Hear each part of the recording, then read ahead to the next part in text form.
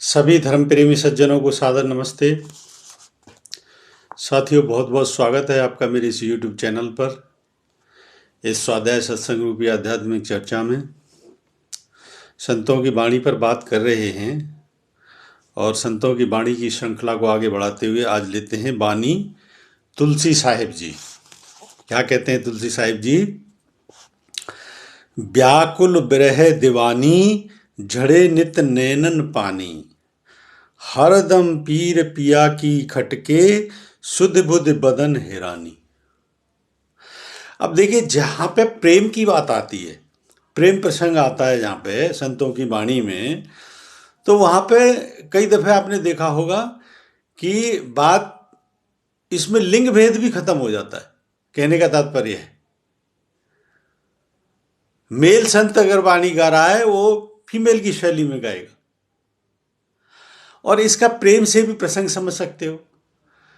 तो जहां सच्चा प्रेम होता है, चाहे प्रेमी प्रेमिका में हो, दो युगल में अगर प्रेम हो, प्रेमी प्रेमिका में अगर वो शाश्वत प्रेम, सच्चा प्रेम है, तो वहां पे त्याग की भावना होती है एक दूसरे के प्रति, एक दूसरे पर निछावर होने की भावना। प्रेम वो नहीं होता जहां पे एक दूसरे को पाने की अभिलाषा होती है वासना तृप्ति के लिए, वो कभी प्रेम नहीं होता सच्चा, न उसको प्रेम की शैली। वहां पे सिर्फ जो है ना, स्वार्थ सिद्धि का वो प्रेम होता है, दिखावटू प्रेम होता है। तो जहां पे ईश्वरत्व के लिए जो वाणी कही जा रही है, वो समझ लो, वो चाहे दो युग पुरुषों में हो, दो मेल और फीमेल में हो ऐसा प्रेम, या फिर भक्त प्रभु के लिए गाए, वो दोनों सेम होते हैं वो प्रेम, क्योंकि उसमें ईश्वर को पाने की अभिलाषा रहती है। और सच्चे प्रेम में भी पाने की अभिलाषा रहती है, लेकिन त्याग के साथ में, यानी एक दूसरे का बहुत ही कल्याण चाहने का भाव होता है, सुख का भाव होता है दूसरे के प्रति, वो होता है सच्चा प्रेम। तो उसी शैली को समझें जहां पे प्रेम पूर्ण प्रसंग आते हैं संतों की वाणी में। तो प्रेम क्या है वो मैंने थोड़ा सा इसलिए बताया। तो इसमें क्या कहते हैं तुलसी साहिब जी? व्याकुल बिरह दीवानी, झड़े नित नैनन पानी। तो इसको ऐसे भी समझ सकते हैं कि अगर प्रेम का अपने प्रेमी के लिए व्याकुल है, उससे मिलने के लिए, हरदम पीर पिया की खटके। यहां यह भी है कि पतिव्रता जो स्त्री होती है वो हमेशा त्याग करती है अपने पति के लिए, सर्वस्व निछावर करती है पतिव्रता स्त्री अपने पति के लिए, वो होता है सच्चा प्रेम।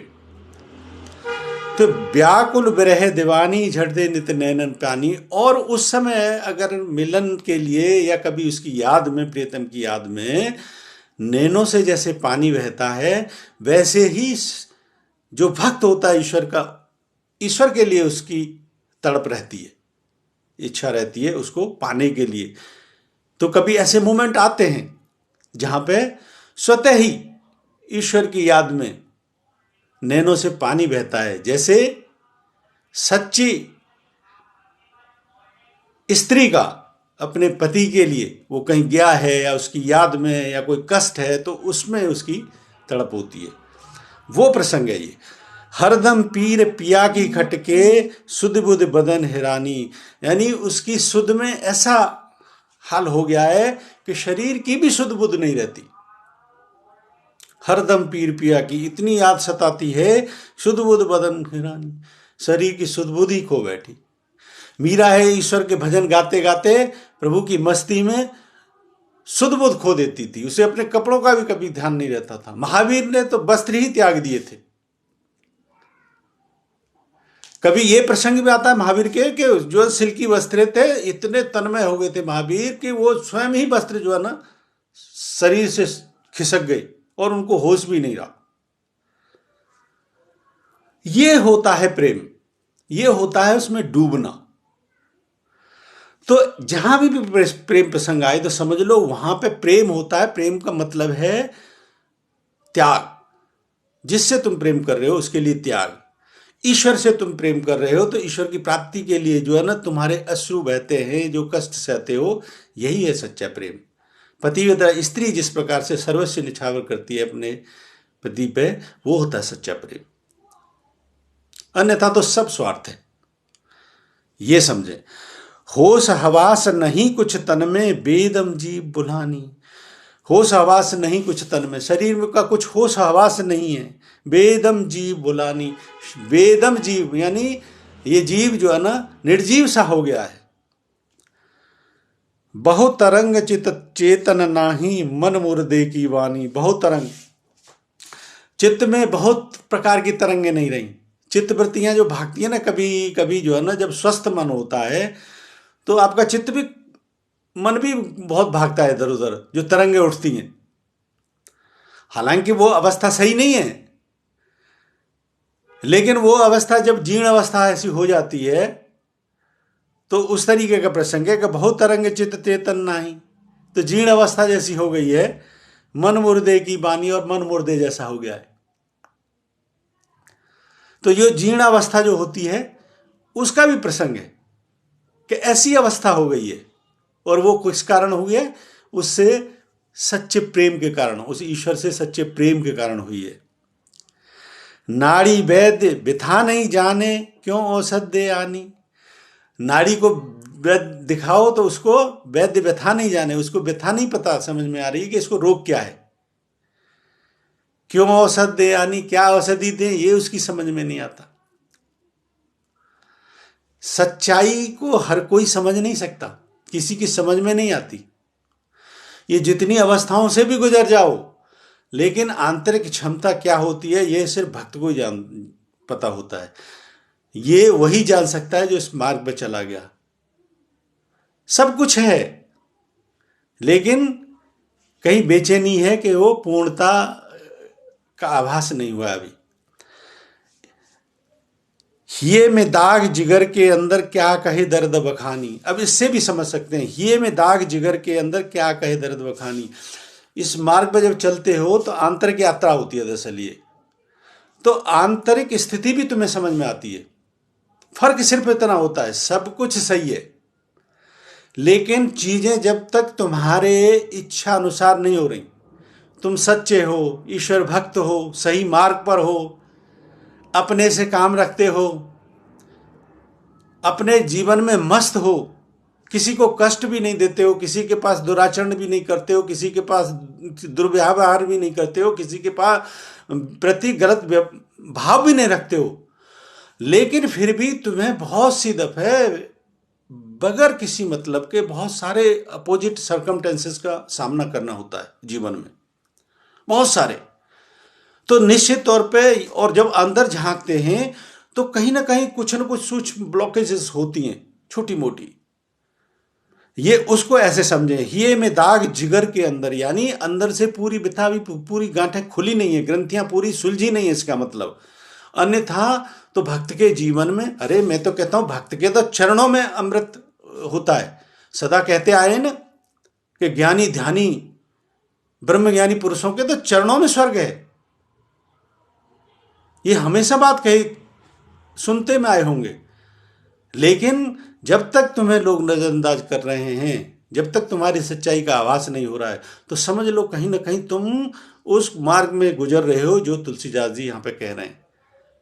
चाहे तुम्हारा ईश्वर के प्रति जो प्रेम है, भाव है, उसकी कथा ले लो, या फिर जो तुम्हारे शरीर की जीर्णता अवस्था हो गई है उस भाव को ले लो, या तुम्हारे अंदर की ग्रंथियां अभी पूरी तरीके से नहीं खुली हैं उस भाव को ले लो। तो समझ लो जब तक तुम्हारे इर्द गिर्द चीजें स्वभाव में नहीं बह रही, तो समझ लो कहीं ना कहीं उस स्थिति से गुजर रहे हो, और गुजर रहे हो तो इसमें कभी घबराने की जरूरत नहीं है। क्यों? क्योंकि तुम देखोगे दुनिया में, अगर निगाह मार डाल के देखोगे तो ये दुनिया वाले लोग जो भी तुम्हें तिरस्कार भाव से देखेंगे, ये समझ लो तुम्हारे से ज्यादा कभी सुखी नहीं है, किसी भी स्थिति में सुखी नहीं है। तो उस अपनी अंत स्थिति को पहचाने कि वो सुख तुम्हारे इतना अथाह है, कुछ ग्रंथियां खुलनी है, उनमें जो टाइम लग रहा है तो कोई बात नहीं, यही तो यात्रा है, इसका आनंद लो तो मंजिल अवश्य मिलती है। तो ये दाग जिगर के अंदर क्या कहे दर्द बखानी, सतगुरु वैद्य व्यथा पहचाने, बूटी है उनकी जानी। और इसको कौन पहचान सकता है? इसको सतगुरु वैद्य व्यथा पहचाने, सतगुरु ही इसको पहचान सकते हैं। जिन्होंने जान लिया है या तो वो जान सकते हैं, बता सकते हैं, और वो ऐसे अनुभव से गुजरे हैं, इसलिए वो तुम्हें सांत्वना भी दे सकते हैं। मैं जो बात बता पा रहा हूं सिर्फ इसीलिए कि सारी मंजिलें पार की हुई हैं। पूरे प्रकृति को भेद करते हुए पहुंचना होता है, कभी घबराने की आवश्यकता नहीं है। सतगुरु वैद्य व्यथा पहचान है, ये तो सतगुरु ही पहचानते हैं। मैं निश्चित तौर पे ये बातें बता रहा हूं, वीडियो बनाता ही इसीलिए हूं कि जिन तक जो मेरे जैसे जिज्ञासु हैं उन सब तक मेरी बात पहुंचे, तो कम से कम वो ऐसे में बिखरे नहीं, बिखरने के नहीं है। अरे स्वयं की सत्ता को पहचानो। तुम दुनिया के जितने भी सांसारिक लोग हैं उनसे सबसे हर स्थिति में अच्छे हो, हर समय अच्छे हो। कईयों पे तुम उपकार कर रहे होते हो लेकिन उन्हें तुम्हारा उपकार भी समझ में नहीं आता। बूटी है उनकी जानी, यानी सतगुरु वैद्य व्यथा पहचाने, सतगुरु ही पहचानते हैं। बूटी है उनकी जानी, उनका ज्ञान ही बूटी है। यही मैं बताने की कोशिश कर रहा हूं कि उस ज्ञान को पकड़ लो जिसे असली जो मूल ज्ञान है, फिर कोई तुम्हें चीज डिस्टर्ब नहीं कर सकती। तुलसी यह रोग रोगिया बूझे, जिनको पीर पिरानी। तुलसीदास कहते हैं यह रोग रोगिया बूझे, ये रोग को तो वही समझ सकता है जिनको पीर पिरानी, जिनको दूसरों की फिक्र होती है। निश्चित तौर पे जो इस मार्ग पर चल रहा है या जो पहुंच गया है, एक ही लक्ष्य होता है। जो मार्ग पर चल रहा है उसका भी लक्ष्य होता है भलाई के कार्य करते चलो, अपनी मंजिल की ओर चलो।